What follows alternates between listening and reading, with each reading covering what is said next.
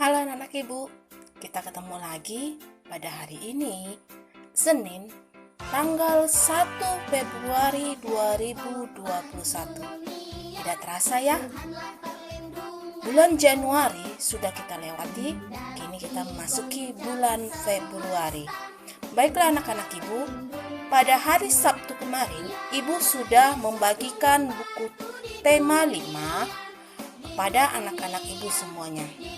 Nah, pada hari ini kita akan belajar dari buku tersebut, yaitu buku tema 5, subtema 3, pembelajaran pertama.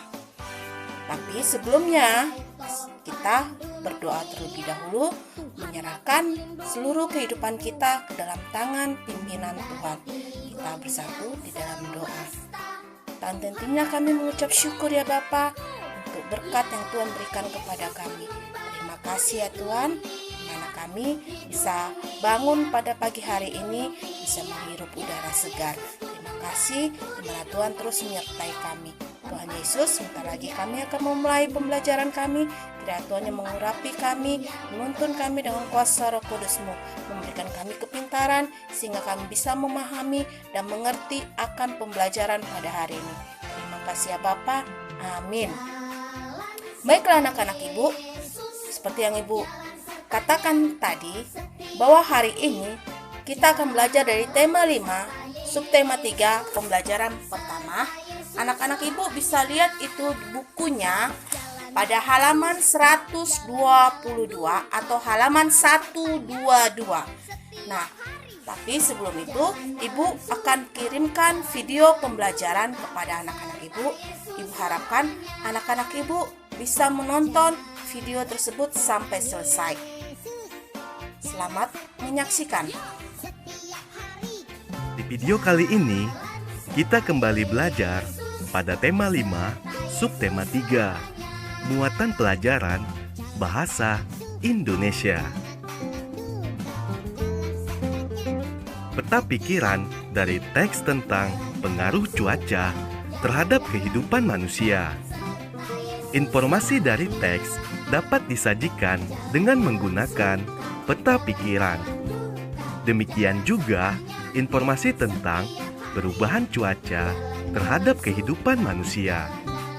Peta pikiran adalah jaring-jaring peta yang berisi informasi yang ada di dalam teks. Berikut adalah contoh peta pikiran tentang hujan. Hujan adalah turunnya titik-titik air dari atmosfer ke permukaan bumi. Hujan bermanfaat untuk sumber air tawar di permukaan bumi, menyuburkan tanaman dan tempat hidup makhluk hidup. Hujan berasal dari uap air yang mengalami pendinginan. Penjumlahan dua pecahan berpenyebut sama. Masalah yang berkaitan dengan penjumlahan pecahan dapat kita temui dalam kehidupan sehari-hari. Untuk menyelesaikan masalah terkait penjumlahan pecahan, kita perlu menjumlahkan angka-angka pembilangnya jika penyebut pecahan sama. Ayo perhatikan contoh berikut. 1/4 ditambah 2/4 sama dengan 3/4.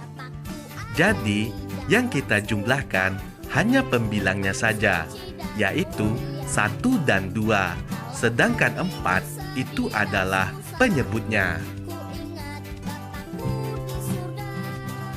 Ayo perhatikan contoh berikutnya. 4/9 ditambah 3/9. Kita jumlahkan nilai pembilangnya, yaitu 4 dan 3. Sedangkan untuk 9, nilai penyebut tetap, artinya tidak dijumlahkan. Jadi, 4 ditambah 3 sama dengan 7, penyebutnya adalah 9. Jadi, 7/9. Ayo perhatikan contoh berikutnya. 7/15 ditambah 4/15 sama dengan 7 ditambah 4 per 15. Hasilnya sama dengan 11 per 15. Kesimpulannya, pada pecahan berpenyebut sama, kita hanya menjumlahkan nilai pembilang. Sementara itu, nilai penyebut tetap dan tidak kita jumlahkan. Ayo selesaikan soal berikut. Terlebih dahulu, kita perhatikan gambar. Mari kita hitung berapakah jumlah kotak yang ada pada gambar. Ada 1, 2, 3, 4, 5, 6, 7.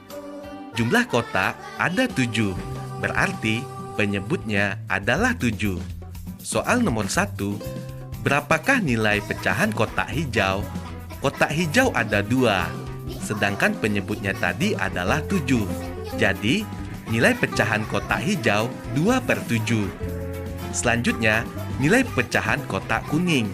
Kuning ada 3, jadi 3 per 7. Selanjutnya, berapakah jumlah pecahan kotak hijau dan kotak kuning? Kita ingat kembali bahwa kotak hijau 2 per 7 dan kotak kuning 3 per 7. Jadi, 2 per 7 ditambah 3 per 7. Berapakah hasilnya? Kreasi karya dekoratif merupakan karya yang menonjolkan hiasan dari gabungan beberapa motif sehingga terlihat indah. Terdapat 4 unsur utama pada karya dekoratif, yaitu titik, garis, bidang, dan warna. Keempat unsur tersebut dapat menjadi titik pusat perhatian dari sebuah karya yang kita buat. Untuk menghasilkan karya dekoratif yang indah, kita sebaiknya memperhatikan kombinasi titik, garis, bidang, dan warna. Karya dekoratif banyak ditemukan pada berbagai benda, misalnya pada kain batik, poster, bingkai foto, guci, dan perabotan rumah tangga. Anak-anak ibu, tadi kita sudah menonton atau menyaksikan video pembelajaran sampai selesai. Nah, pada hari ini tugas yang akan ibu berikan hanya ada 2 mata pelajaran, yaitu mata pelajaran bahasa Indonesia dan matematika. Baik, untuk tugas bahasa Indonesia, anak-anak ibu bisa buka di halaman 123 atau halaman 123. Di situ ada rangkumlah isi teks surat yang telah dibaca, buatlah dalam bentuk peta pikiran. Nah, di situ ada peta-peta pikiran yang mana nantinya itu untuk menjawab soal itu, anak-anak ibu bisa melihat di halaman 122. Ibu ulangi, untuk tugas bahasa Indonesia, anak-anak ibu buka halaman 123, yang mana di situ ada soal dalam bentuk peta pikiran, dan jawabannya tersebut bisa anak-anak lihat di halaman 122. Itu untuk bahasa Indonesia. Yang kedua, untuk matematika. Untuk tugas matematika, anak-anak ibu coba lihat di halaman 127 atau halaman 127. Nah, tugas atau soal yang harus anak-anak ibu kerjakan yaitu nomor 2 dan 3. Ingat anak-anak ibu, hanya nomor 2 dan 3. Nomor 4 tidak usah kamu kerjakan. Sekali lagi ibu katakan, untuk tugas matematika pada halaman 127 nomor 2 dan 3. Baiklah anak-anak ibu, selamat mengerjakan tugasnya. Tetap semangat, tetap jaga kesehatan, tetap berdoa, dan jangan lupa terapkan 3M. Shalom.